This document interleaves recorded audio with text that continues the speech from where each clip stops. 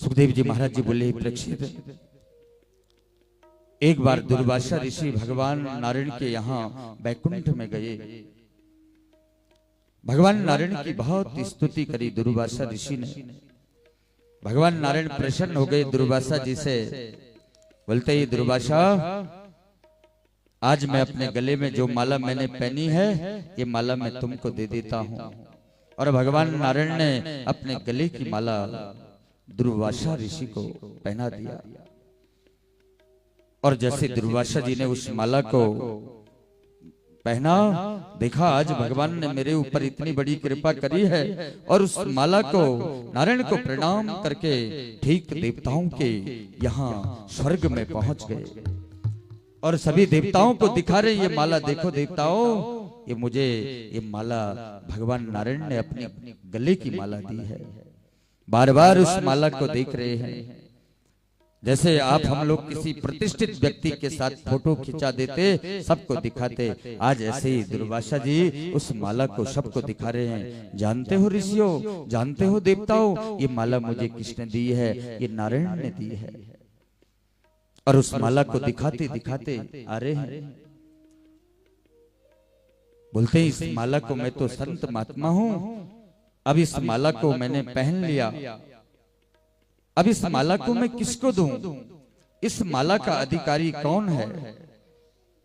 दुर्वासा जी बोलने लगे, अगर इस माला को मैं स्वर्ग के राजा इंद्र को दे दूं तो समस्त देवताओं का कल्याण हो जाएगा। और इतने में दुर्वासा जी ने देखा कि अपने ऐरावत हाथी में अपने मदमस्त होकर के इंद्र दुर्वासा जी के सामने से जा रहे हैं। दुर्वासा जी बोलते, रुको इंद्र, आज मैं तुमको क्या देने वाला हूं। और इंद्र ने जैसे पीछे मुड़ के देखा कि दुर्वासा जी हैं और अपने ऐरावत हाथी को रोक दिया। दुर्वासा जी इंद्र के पास में पहुंचे। बोलते, इंद्र, तुम जानते हो ये माला जो मेरे गले में है, ये माला मुझे किसने दी? इंद्र बोलते हैं, बताओ गुरुजी, किसने दी? बोलते, ये माला मुझे भगवान नारायण ने प्रसन्न होकर के ये माला मुझे दी है। पर ये माला मैं तो संत हूँ और मैंने जितना पहनना था पहन लिया, पर इस नारायण की दी हुई माला को मैं आपको दे देता हूँ। अगर आप इस माला को धारण करेंगे तो आप देवताओं के राजा हैं, तो समस्त देवताओं के लिए इसका आशीर्वाद मिल जाएगा। दुर्वासा जी ने इस माला को, अपने गले की माला उतारी और माला दे दी। माला दे दी किसको? अब श्रोताओं का ध्यान इधर उधर होगा तो मैं किसी को भी उठा सकता हूं, तो ध्यान आपका इधर रहना चाहिए। श्रोताओं ने इधर उधर देखा तो मैंने यहां से आपको उठाना है और व्यासपीठ सबके सामने देखना। हाँ, ये इधर की कथा नहीं है कि बस जो व्यास जी बोल रहे हैं और श्रोता अपने गपशप लगा रहे, ऐसा नहीं चलेगा। यहाँ आ गए तो भागवत जी को देखो, ये भागवत जी हैं। वो माला किसको दी? देवराज इंद्र को दी दुर्वासा जी ने। बोला, समस्त देवताओं का कल्याण हो जाएगा। और इस भाव से उस माला को दिया। और दुर्वासा जी वहां से थोड़ा ही आगे गए। इंद्र ने उस माला को पहन रखा था और थोड़ा आगे जाकर के उस माला को अपने ऐरावत हाथी को पहना दिया। हाथी ने थोड़ी देर रखा उस माला को और अपनी सूंड से पकड़ा और उस माला को जमीन में फेंक दिया और अपने पांव से कुचल दिया। दुर्वासा जी ने जो दूर से देखा, अरे इंद्र, मैंने देवताओं का राजा जान करके तुमको ये माला दी थी और तुमने भगवान नारायण की दी हुई माला का अपमान कर दिया। अगर तुम्हारे ऐरावत ने इस माला को जमीन में गिरा दिया था तो तुमने उस माला को क्यों नहीं उठाया? दुर्वासा जी क्रोधित होकर के इंद्र के पास में पहुंच गए। बोलते, इंद्र, तुम्हें अपनी इस संपत्ति पर बहुत ज्यादा गर्व है ना? जाओ, मैं तुम्हें श्राप देता हूँ, तुम अपनी संपत्ति से हाथ धो डालोगे। तुमने एक संत का दिया हुआ प्रसाद को, और ये भगवान तुमको क्या मालूम, ये माला मुझे भगवान नारायण ने दी थी। और मैंने तुमको बताया भी था, लेकिन तुमने जानबूझ करके अपराध किया है। इसलिए हे इंद्र, तुम अपनी संपत्ति से हाथ धो डालोगे। और दुर्वासा जी गुस्से से वहां से चले गए। इधर जब दैत्यों को मालूम पड़ा कि दुर्वासा जी ने श्राप दे दिया है देवताओं के लिए, इंद्र को श्राप दे दिया है, तो उस समय इस पृथ्वी में दैत्य राज थे राजा बलि, और बलि ने उसी समय स्वर्ग पर चढ़ाई कर दी और देवता लोग इधर उधर भागने लग गए। बोलो श्री कृष्ण कन्हैया लाल भगवान की जय। और देवता लोग निराश हो गए कि हमारा राज्य पाठ सब कुछ दैत्यों ने निकाल दिया है, दुर्वासा जी का श्राप लग गया है, अब हमारे पास कुछ नहीं है। राजा होने के बाद भी हम जगह जगह छुप छुप करके रहते हैं। सभी इंद्र सभी देवताओं को लेकर के ब्रह्मा जी के पास में पहुंचे। ब्रह्मा जी बोलते हैं, देवताओं चलो नारायण के पास चलते हैं। जब भगवान नारायण के पास में पहुंचे, ब्रह्मा जी आदि देवताओं ने नारायण को प्रणाम किया। बोलते ये देवता तो संपत्ति विहीन हो गए हैं, दुर्वासा जी का श्राप लग गया है। भगवान नारायण बोलते हैं इस समय दुर्वासा के श्राप से दैत्यों के साथ विजयी प्राप्ति हो जाए। देवताओं तुमको ऐसा संभव मुझे नहीं लग रहा है, इसलिए तुम अभी अहिमूषक कन्या की तरह दैत्यों से संधि करो। परीक्षित जी महाराज जी सुखदेव जी से पूछते हैं, ये अहिमूषक कन्या क्या होता है प्रभु? हे गुरुदेव मुझे बताओ। सुखदेव जी बोले, परीक्षित किसी सपेरे के पास में उसने एक टोकरी के अंदर एक नाग को बंद करके रखा था, और उस नाग को प्रताड़ित करता था वो सपेरा। और एक दिन इस नाग ने देखा इसकी टोकरी के पास में एक चूहा आया था, और इस नाग ने बड़े प्रेम से उस चूहे के लिए बोला, मेरा मित्र। चूहा बोलता है, मेरा मित्र? तुम तो हमारे जन्मजात शत्रु होते हैं सर्प। हे नाग, मैं तुम्हारा मित्र कहां से आ गया? ये सर्प, ये नाग बोलता है, मित्र ये सपेरा बड़ा दुष्ट है, इसने मुझे कैद करके रखा है, और मैं वृद्ध हो गया। मैं तो सिर्फ पैपान दूध पीता हूं, और मैं कोई भी किसी जीव को नहीं मारता। और ये चूहा इस सर्प की बातों में आ गया। ये नाग बोलते हैं कि अपनी मुख से मेरी इस टोकरी को काट दो, मेरा मित्र इतना मेरे पे उपकार करो। और ये चूहा इस नाग के बातों में आ गया, और इसने टोकरी काट दी। और उसी समय जैसे नाग बाहर आया तो सबसे पहले चूहे को ही मार दिया। बोलते, हे देवताओं तुमको भी इसी प्रकार बलि के पास जाना पड़ेगा।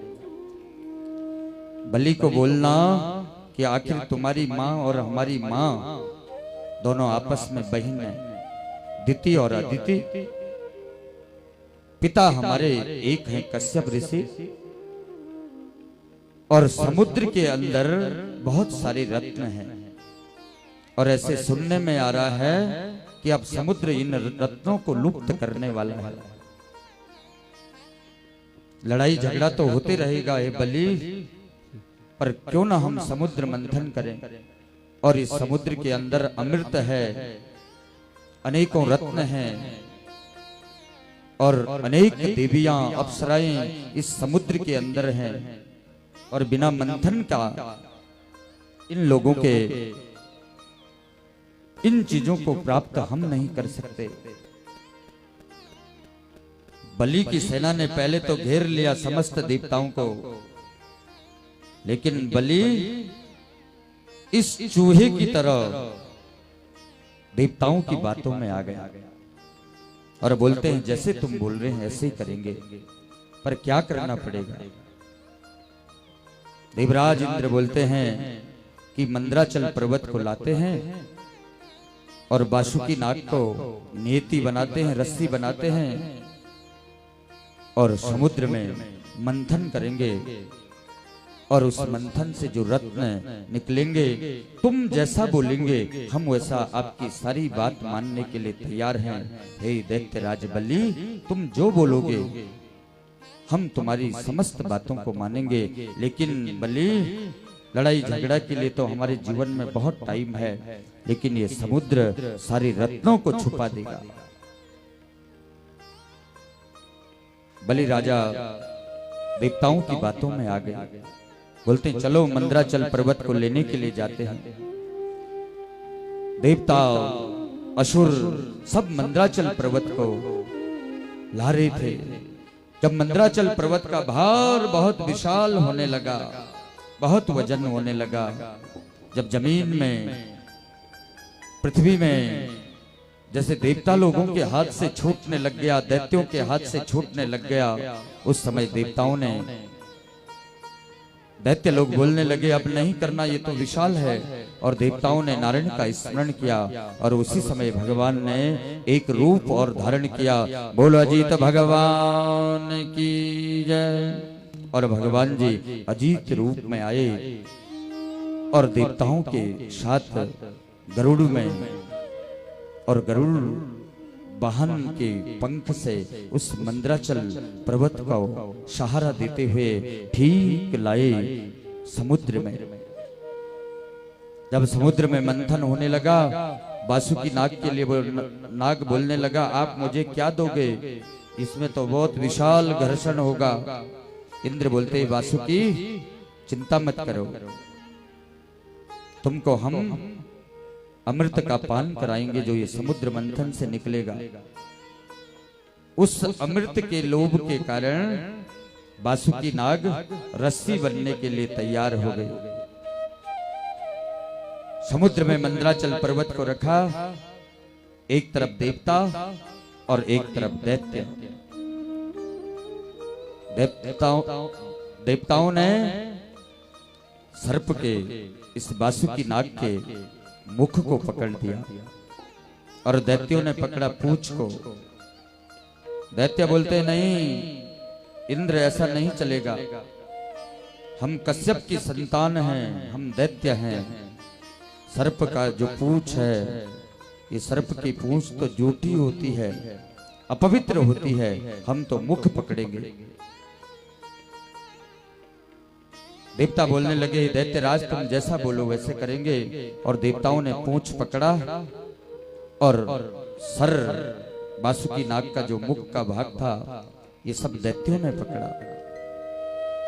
भगवान निंद्रा रूप में, बासुकी नाग में निंद्रा रूप में विराजमान हो गए, असुरों में असुर शक्ति के रूप में विराजमान हो गए, देवताओं में देव शक्ति के रूप में विराजमान हो गए। और समुद्र मंथन होने लगा, और जैसे ही समुद्र में घर्षण होने लगा, इस पृथ्वी में हलाहल मचने लग गया और सारी पृथ्वी, और इस प्रकार से पूरी पृथ्वी में घर्षण होने लगा।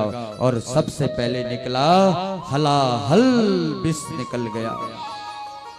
और जैसे ही वो विष निकला, उस विष से त्रिलोकी जलने लग गए और देवता और समस्त दानव घबराने लग गए।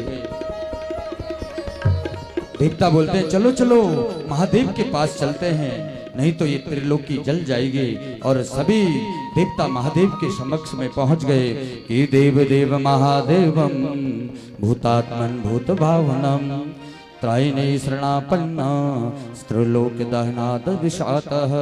हे प्रभु इस विष से त्रिलोकी जल जाएगा, हे महादेव आप इस विष को पी लो। पार्वती मैया भी वहीं पे बैठी थी। भगवान शंकर ने कहा दो देवताओं इस हलाहल विष को मैं पी लेता हूं। और जैसे पीने लगे, उस विष के पीते समय जो बूंदें इस धरती पे गिरी होंगी, उसी से तो ये सर्प, बिच्छू और जो ये हमारे इधर बोलते हैं बिच्छू घास कंडाली, ये सब जो विषैले जीव हुए, ये वो बूंद विष की बूंदें जो जमीन में पड़ी, उस समय उन जीवों ने उसको ग्रहण कर लिया और महादेव ने उस पूरे विष को पी लिया। और जब महादेव ने विष पिया, माता पार्वती ने कहा मेरे शंकर भगवान के हृदय में और उनके उदर में ये विष चले जाएगा। और माता पार्वती ने भगवान शंकर के कंठ को पकड़ दिया, इस विष को नीचे नहीं जाने दिया और भगवान शंकर का कंठ उस विष से नीला पड़ गया और उसी दिन से भगवान महादेव का नाम हो गया। बोलो नीलकंठ भगवान की जय। उसके बाद पुनः देवता और दानव समुद्र मंथन करने के लिए पुनः आ गए। भगवान शंकर नीलकंठ के रूप में उस दिन से विराजमान हो गए और फिर से पुनः समुद्र मंथन होने लगा। देवता अपने देव शक्ति के रूप में आ गए और समुद्र में घर्षण होने लग गया और समुद्र घर्षण से विशाल का इस पृथ्वी में पूरा घर्षण हो रहा था। समुद्र में लहरें उछल रही हैं, मंदराचल पर्वत जैसे जमीन में धंस रहा था। देवता लोग ध्यान करने लगे, बोलने लगे प्रभु हम तो समुद्र मंथन कर रहे से ये तो पृथ्वी में, ये तो समुद्र में धंस जाएगा ये मंदराचल। और उसी समय भगवान ने एक रूप और धारण किया। बोलो कच्छप भगवान की जय। और भगवान कछुआ बनकर के आ गए और इस मंदराचल पर्वत के नीचे और पूरी मंदराचल पर्वत को अपने पीठ में उठाया। देवता और दानव फिर समुद्र मंथन करने लग गए और जब समुद्र मंथन फिर पुनः जोरों से समुद्र मंथन होने लगा और उस समुद्र मंथन से उसी समय अनेकों प्रकार के रत्न निकलने लग गए कि लक्ष्मी कौस्तुभ पारिजातक सुरा धन्वंतरी चंद्रमा धेनु कामदुदेश्वरे स्वर्गजो रंबाच देवांगना अश्व सप्तमुखो वृषहरिधनु शंखामृतां चाम्बुदे रत्नानीति चतुर्दशं प्रतिदिनं कुर्या सदा मंगलम। उस समुद्र मंथन से एक कामधेनु गाय निकल गई और उस कामधेनु गाय को ऋषियों ने ग्रहण कर लिया। समुद्र मंथन से उच्च श्रवा नाम का एक घोड़ा निकला और उसको बलि महाराज ने ग्रहण कर लिया। ऐरावत हाथी इंद्र ने ग्रहण कर लिया और कौस्तुभ मणि सांड का धनुष और इसको भगवान नारायण ने धारण कर लिया। शंख को भगवान नारायण ने और पारिजात का जो वृक्ष निकला इसके लिए इंद्र स्वर्ग की अप्सराओं को, रंभा आदि अप्सराओं को ये स्वर्ग की शोभा बढ़ाने के लिए इंद्र ले गए। और उसी समय समुद्र मंथन करते करते कार्तिक का पवित्र महीना आ गया और ठीक कार्तिक के अमावस्या की तिथि को और उसी दिन इस पृथ्वी से, इस समुद्र से समुद्र मंथन करते करते इसी समुद्र से इन 14 रत्नों के साथ साथ में माता लक्ष्मी भी प्रकट हो गई। बोलो लक्ष्मी नारायण भगवान की जय। बोलो जगत जननी माता लक्ष्मी की जय। और जैसी माँ लक्ष्मी प्रकट हुई उस समय ऐसा लगा कि पूरे संसार में प्रकाश हो गया है। इतनी सुंदर माँ लक्ष्मी, उनके स्वरूप को देखने के लिए देवता और दानव उस समुद्र मंथन को करते करते उन्हीं को देखने लग गए और वासुकी नाग की नेति को छोड़ करके एक किनारे पर एक तरफ देवता और एक तरफ दानव उनको पाने की चेष्टा के लिए बैठ गए। माता लक्ष्मी के हाथ में सुंदर एक देव पुष्पों की माला उनके हाथ में थी और माता लक्ष्मी को पाने के लिए वो समस्त दैत्य देवता उस सुंदर रूप को, वो जगत जननी को पाने के लिए सभी देवता और दानव लालायित हो गए। एक तरफ दैत्यों की लाइन है और एक तरफ देवताओं की लाइन और बीच में से माता लक्ष्मी देव पुष्पों की माला हाथ में रखी है और सबको देख रही है कि मेरे लायक वर कौन है। माता लक्ष्मी ने देखा सब मुझे पाने की चेष्टा कर रहे हैं, पर एक जो है ये पीठ करके बैठे हैं, ये कौन है? जब माता लक्ष्मी उनके पास में पहुंची,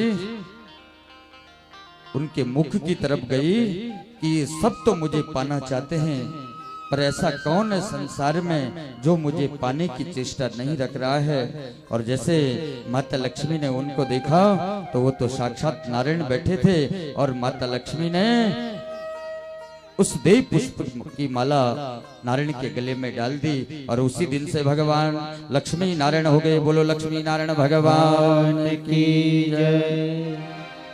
और पुनः समुद्र मंथन होने लगा। फिर समुद्र मंथन से हलाहल विष निकला, बारूणी मदिरा निकला, और उस बारूणी मदिरा को असुरों ने पी लिया और मदमस्त हो गए। फिर पुनः जैसे समुद्र मंथन होने लगा, और समुद्र मंथन से उसी समय जब जोर का घर्षण उस पृथ्वी में होने लगा, और उसी समुद्र मंथन से और धन्वंतरी भगवान प्रकट हो गए। बोलो धन्वंतरी भगवान की जय। और धन्वंतरी भगवान के हाथ में अमृत का कलश, और देवताओं ने और दैत्यों ने जैसे देखा तो धन्वंतरी भगवान को पकड़ने लग गए। धन्वंतरी भगवान भागने लगे, और दैत्यों ने देवताओं ने दोनों में जो छीना झपटी हो रही थी, और जो ये अमृत इस पृथ्वी में उस समय पर गिरा, वो पृथ्वी गंगा यमुना सरस्वती के संगम तीर्थ स्थान प्रयागराज में छिप्रा नदी के पास में, और उस छिप्रा नदी नर्मदा का संगम पवित्र उज्जैन में, गोदावरी के तट में, और गंगा के तट हरिद्वार में, और यह अमृत की जो बूंदें इस पृथ्वी में गिरी सज्जनों, इसीलिए यहाँ पर इन जगहों पर उज्जैन में, इलाहाबाद में, हरिद्वार में और नासिक में ये इसीलिए ये कुंभ का मेला लगता है। बोलो गंगा मैया की जय। बोलो धन्वंतरी भगवान की जय। उसी समय देवता उदास हो गए, बोलते इतना बड़ा उद्यम किया, अब ये असुर सब अमर हो जाएंगे, अमृत का पान कर लेंगे। कुछ देवता भगवान नारायण के समक्ष में पहुंच गए, बोलते हैं नारायण किस प्रकार से इतना बड़ा उद्यम किया और असुर पुष्ट हो जाएंगे। भगवान बोलते हैं, नारायण बोलते हैं, मेरे देवताओं तुम उदास मत हो, मैं पुनः रूप धारण करता हूँ। और भगवान इस दैत्य और दानव के बीच में मोहिनी अवतार धारण करके आ गए। बोलो मोहिनी भगवान की जय। और सुंदर नारी के वेश में इन असुरों के पास में भगवान नारायण पहुंच गए, मोहिनी अवतार धारण करके। दैत्यों ने जब उस सुंदर स्त्री को देखा, बोलते देवी तुम कौन हो? मोहिनी भगवान बोलते हैं पहले तुम बताओ तुम कौन हो। बोलते हम तो कश्यप ऋषि की संतान हैं। बोलते तुम आपस में लड़ क्यों रहे हो? बोलते देवी तुमको मालूम नहीं है, हमने देवताओं ने और हमने बहुत बड़ा उद्यम किया, समुद्र मंथन किया, और ये देख रहे हो ये जो ये घड़ा है इसमें अमृत है। मोहिनी भगवान स्त्री के वेश में मोहिनी रूप धारण करके मुस्कुराने लग गए। उन दैत्यों की तरफ बोलते हैं तुमको मालूम नहीं है इसको कैसे पीते हैं? बोलते आपको मालूम है कैसे पीते हैं? मोहिनी भगवान ने कहा मुझे तो मालूम है, इसलिए मैं आपको पूछ रही हूँ, तुमको मालूम है?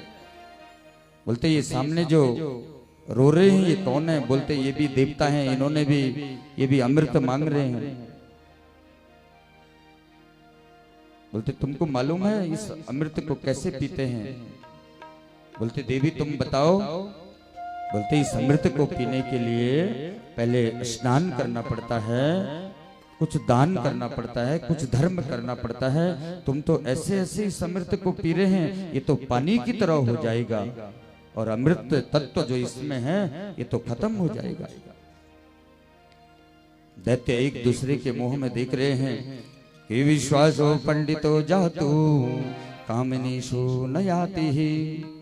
जो बुद्धिमान लोग होते हैं वो कभी पर स्त्री पर विश्वास नहीं करते, और आज इन दैत्यों ने ये मोहनी रूप में एक पर स्त्री पर विश्वास कर लिया।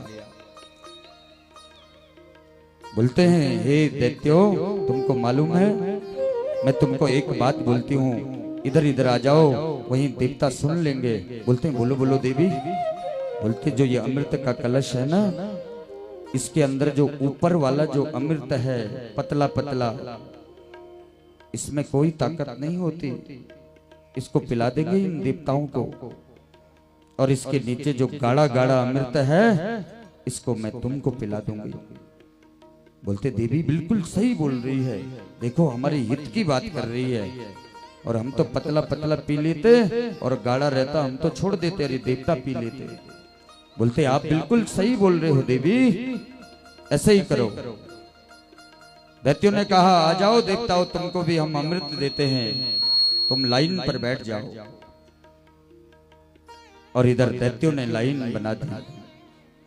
भगवान नारायण मोहनी रूप में नृत्य करते करते पहले उस अमृत को देवताओं को पिलाने लग गए। और देवताओं को जब अमृत पान करा दिया, और सूर्य और चंद्रमा के बीच में एक स्वभर भानु नाम का दैत्य था। स्वभर भानु नाम का दैत्य समझ गया कि ये मुझे कुछ दाल में काला लग रहा है, और यह देवताओं की लाइन में सूर्य और चंद्रमा के बीच में बैठ गया। जैसे सूर्य चंद्रमा को और इस स्वभर भानु नाम के दैत्य ने भी अमृत का पान कर दिया था, सूर्य चंद्रमा बोलते हैं, भगवान आपने क्या किया, ये तो तुमने स्वभर भानु नाम के दैत्य को ये अमृत का पान करा दिया। और उसी समय भगवान नारायण ने अपने मोहनी रूप को छोड़ दिया, और अपनी साड़ी को एक तरफ रख करके भगवान अपने चतुर्भुज रूप में आ गए, और अपने सुदर्शन चक्र से इस स्वभर भानु नाम की दैत्य का गला काट दिया। अमृत का पान किया था इस स्वभर भानु नाम के दैत्य ने, इसलिए ये मरा नहीं। इसका ऊपर का भाग बन गया राहु, और नीचे का भाग बन गया केतु। स्वभर भानु नाम का दैत्य बोलने लगा, हे सूर्य चंद्रमा, मैं तुमको छोड़ूंगा नहीं। और आज भी सज्जनों, जो सूर्य ग्रहण चंद्र ग्रहण लगता है, आज भी सूर्य पे जो ये ग्रहण लगता है, ये यही स्वभर भानु नाम का दैत्य, यही राहु की प्रतिछाया जब आती है सूर्य के पास में, तो सूर्य ग्रहण लगता है। राहु केतु की प्रतिछाया जब चंद्र के ऊपर आती है, तो तभी ये चंद्र ग्रहण लगता है। बोलते, मैं भी ग्रहण लग जाऊंगा तुम्हारे ऊपर। और इधर स्वभर भानु नाम का दैत्य ये राहु और केतु बन गया, और इधर देवताओं ने अमृत का पान कर लिया था, और अब तो देवता पुष्ट हो गए, और देवासुर संग्राम प्रारंभ हो गया। और जब देवासुर संग्राम में देवताओं ने दैत्यराज बलि को, असुर शक्तियों को और सबको छिन्न कर दिया, असुरों को, और दैत्यराज बलि के देवराज इंद्र ने वज्र से प्रहार किया, और मरणासन अवस्था में राजा बलि इस पृथ्वी में गिर गया, और देवताओं को अपना सब राज्य पाठ मिल गया। बोलो श्री कृष्ण भगवान की जय। दैत्यों ने जब देखा कि हमारा राजा बलि तो अब मरने वाला है, और दैत्यों ने राजा बलि को उठा करके ले गए, और दैत्य गुरु शुक्राचार्य जी के पास में दैत्य गुरु शुक्राचार्य जी ने अपनी अमृत संजीवनी से राजा बलि को पुनः जीवित कर दिया। और राजा बलि जैसे होश में आए, तो राजा बलि ने अपना सर्वस्व राजपाठ अपने गुरु के चरणों में समर्पित कर दिया। शुक्राचार्य जी ने दैत्यराज बलि से महाभिषेक विधि से उनका अभिषेक किया, विश्वजीत नाम का यज्ञ कराया, बलि को पुष्ट कराया। जब बलि पुष्ट हो गया, बलवान हो गया, विश्वजीत नाम का यज्ञ कराया, और शुक्राचार्य ने अपने तप के बल से दुतगामी घोड़े और दिव्य कवच प्रकट किया और ये बलि को दे दिया। गुरु की कृपा हो गई बलि के ऊपर। शुक्राचार्य जी ने एक शंख प्रदान किया। शुक्राचार्य जी बोलते हैं, बलि तुमको ताकत की आवश्यकता नहीं, ये शंख की ध्वनि ऐसी है, तुम अगर स्वर्ग में जाकर के, स्वर्ग में अमरापुरी में जाकर के अगर तुम इस शंख को बजाओगे तो देवताओं के हृदय फटने लग जाएंगे, इतना विशाल ये है। गुरु की कृपा हो गई तो गुरु मेहरबान तो चेला पहलवान, और यहाँ बलि भी पहलवान हो गया। गुरु की कृपा हो गई और एक दिन बलि अपने विश्वजीत यज्ञ कराने के पश्चात देवताओं पर आक्रमण, स्वर्ग पर, इंद्र पर आक्रमण करने के लिए पहुंच गया। और वहां इस बलि ने अपने गुरु का दिया हुआ उस शंख को बजाया, दिव्य शंख को, और देवताओं के हृदय फटने लग गए। देवता स्वर्ग छोड़ करके भागने लग गए और देवता अपने रूप बदल बदल करके कंदराओं में छुपने लग गए। इतना विशाल शुक्राचार्य जी ने वो शंख बलि को दिया था। अब तो देवता परेशान होने लग गए, दुखी होने लग गए, और देवताओं की माता जो थी अदिति, उनसे अपने पुत्रों का दुख नहीं देखा गया। मां से कभी अपने बच्चों का दुख नहीं देखा जाता, और आज अदिति को भी देवताओं को देखा कि मेरे बच्चों के तो इतने स्वर्ग के महल थे, और आज स्वर्ग का महल होने के बाद मेरे ये पुत्र कंदराओं में हैं, रूप बदल के, भेष बदल करके इधर उधर जा रहे हैं। एक दिन अदिति कश्यप ऋषि के पास में पहुंच गई।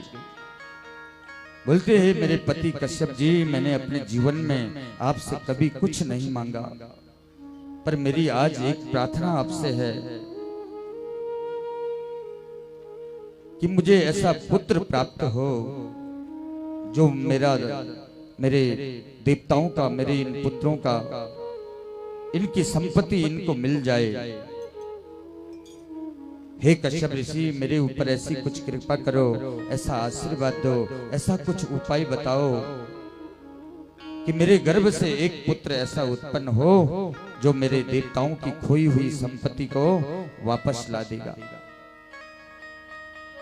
कश्यप ऋषि बोलते हैं, देवी तुमने बहुत सुंदर, तुम्हारे गर्भ से भगवान का जन्म अवश्य होगा, पर उसके लिए देवी तुमको एक व्रत करना पड़ेगा, और वह व्रत का नाम है पयो व्रत। कि फाल्गुन श्यामले पक्षे द्वादश्या प्रियो व्रता। फाल्गुन मास की द्वादशी से और यह पयो व्रत प्रारंभ होता है, और 12 दिन का यह व्रत होता है। जिनकी संतान नहीं होती है और नहीं हो रही है, वो भी अगर इस पयो व्रत को करे तो उनके घर भगवान के समान पुत्र उत्पन्न होते हैं। और उन्होंने, अदिति ने इस व्रत का पूरा विद्वान कि फाल्गुन मास में शुक्ल पक्ष में और 12 दिनों का ये व्रत को किया। तो 12 दिन का जो ये व्रत संपूर्ण हुआ और अदिति को भगवान प्रसन्न हो गए। बोलते हैं, मातृश्री तुम्हारे आशय को मैं जानता हूं, और मैं तुम्हारे पुत्रों का खोया हुआ समस्त राज्य आपके पुत्रों को जरूर लौटाऊंगा, और मैं आपके गर्भ से अवश्य जन्म लूंगा। और ठीक भाद्रपद की शुक्ल पक्ष की द्वादशी तिथि आई, वामन द्वादशी के दिन, और भगवान अदिति के गर्भ से वामन भगवान के रूप में प्रकट हुए। बोलो वामन भगवान की जय। एक छोटे से वामन भगवान को जब अदिति ने देखा, आज वामन द्वादशी का दिन है और मेरे घर एक छोटे से भगवान ने जन्म लिया है। भगवान उस वामन भगवान को देखने के लिए देवता लोग स्वर्ग से पुष्पों की वर्षा कर रहे हैं। माता ने अपने पुत्र के लिए कौपिन दी। जैसे वो बड़े हुए, देवगुरु बृहस्पति ने उनके लिए यज्ञोपवीत धारण कराया। यक्षराज कुबेर ने वामन भगवान को भिक्षा पात्र दिया, कमंडल दिया, और आदि शक्ति मां जगदम्बा भवानी ने भगवान को, वामन भगवान को भिक्षा दी। और उसी समय भोजकट देश गुजरात में राजा बलि का यज्ञ हो रहा था, क्योंकि पूरा साम्राज्य तो बलि के पास है, देवताओं का। और इस समय त्रिलोकी का राजा तो बलि है, और देवताओं के पास कुछ भी नहीं है। और पूरे संसार में, तीनों लोकों में, सब जगह बलि का राज्य है। वामन भगवान ने अपनी माता अदिति को प्रणाम किया, और अदिति ने अपने पुत्र को हृदय से लगाया। और वामन भगवान हाथ में एक छोटी सी माला रखी हुई है, और वामन भगवान तो ठीक वायु मार्ग से भोजकट देश में आ गए। बोलो श्री कृष्ण भगवान की जय। और बलि महाराज उस समय यज्ञ कर रहे थे। शुक्राचार्य जी और कई ब्राह्मण वहां पर यज्ञ कर रहे थे। राजा बलि के द्वार पर वामन भगवान पहुंच गए। जब वामन भगवान पहुंचे, राजा बलि यज्ञ में बैठे ही थे। संकल्प हो गया था, और संकल्प हो जाने के बाद बोलते हैं, सेनापति आया, द्वारपाल आया। बोलते हैं, महाराज श्री जी, द्वार पर एक ब्राह्मण आए हैं। राजा बलि पूजा से उठने लगे। शुक्राचार्य जी बोलते हैं, बैठो बैठो पूजा में। बोलते हैं, प्रभु, ये राजा बलि कैसे पूजा कर सकता है, क्योंकि ब्राह्मण तो भगवान के मुख से प्रकट है, और जो भगवान के मुख से प्रकट हैं वो मेरे द्वार पर खड़े रहेंगे, और मैं यहाँ पर हवन करता रहूंगा, अनुष्ठान पूजा करता रहूंगा। ऐसा बलि नहीं कर पाएगा। इसीलिए बलि के द्वार पे कोई याचक आया है और बलि पूजा पाठ करे, ऐसा संभव नहीं है। राजा बलि उठ गए, और उठ करके उस वामन भगवान को बोलते हैं, अंदर लेके आओ उस ब्राह्मण को। द्वारपाल उस वामन भगवान को अंदर लाए, और राजा बलि ने जैसे वामन भगवान को देखा तो हाथ जोड़ करके वामन भगवान को बोलने लगे कि स्वागतम ते नमस्तुभ्यम ब्रह्मनिकम करवाम ते। आज मुझे ऐसा लगता है, स्वागत है ब्राह्मण देवता आपका। मुझे ऐसा लग रहा है कि आज सप्त ऋषि मूर्तिमान बन करके इस राजा बलि के महल में आ गए हो। बोलो, हे ब्राह्मण देवता, आपको क्या चाहिए? आप जो बोलो। ये राजा बलि ने तुमको देखते ही इतना मैं प्रसन्न हो गया, आपके इस सुंदर रूप को देख करके। तुम मेरे से आज तक मेरे द्वार में तुम्हारे जैसा इतना सुंदर कोई ब्राह्मण नहीं आया। बोलो बोलो ब्राह्मण देवता, तुम्हें क्या चाहिए? अन्न, धन, हाथी, घोड़े, संपत्ति, हीरा, मोती, जवाहरात, जो तुम बोलेंगे ये बलि तुमको देने के लिए तैयार है। वामन भगवान बोलते हैं, बलि, आप तो विरोचन महाराज के पुत्र हैं। अरे, आपके दादा तो प्रहलाद जी हैं। आपके पिता विरोचन महाराज से तो ब्राह्मणों ने उनकी आयु दान में मांगी, और तुम्हारे पिता विरोचन महाराज ने अपनी आयु, अपनी उम्र ब्राह्मणों को ही दे दी। इतने बड़े दानी के पुत्र हैं आप। मैं जानता हूं बलि, आप मुझे सब कुछ दे सकते हैं।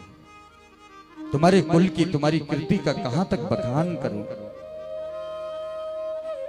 तुम्हारे दादा तो प्रहलाद जी, जिनको भगवान साक्षात नारायण ने दर्शन दिए हैं। हे बलि, तुम बोलते हैं तुमको हीरा, मोती, जवाहरात ये सब कुछ, पर हे बलि महाराज, मैं एक जगह पर संध्या कर रहा था, पर उस भूमि के स्वामी ने मुझे वहां से उठा दिया। इसीलिए मुझे और कुछ नहीं चाहिए। मुझे तो 3 पग पृथ्वी चाहिए, और मेरे पाँव से नाप करके मुझे 3 पाँव पृथ्वी चाहिए और मुझे तो सिर्फ अपनी संध्या करने के लिए एक जगह, एक आसन के बराबर जगह चाहिए और कुछ नहीं चाहिए।